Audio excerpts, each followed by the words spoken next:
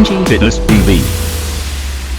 Right. You want to learn how to do a proper front kick? Well, here we go. I'm going to show you from the side first.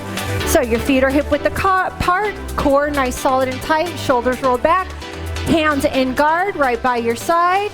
You go knee, kick, knee, down. So we call it chamber, kick, chamber, down. Let me show you one more time from the side. Chamber, which is knee up, kick,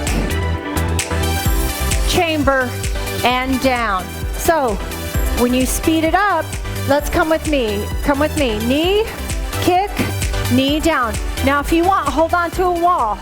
Knee, kick, knee down. Get that feeling.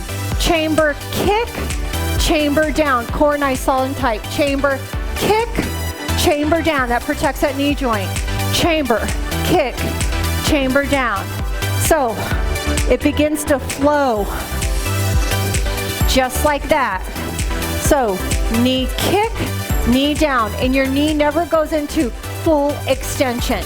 You have a slight bend in the knee at the end range of motion of the kick.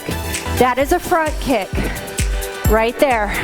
I'm just showing you knee kick, knee down, or chamber kick, chamber down. That is the front kick.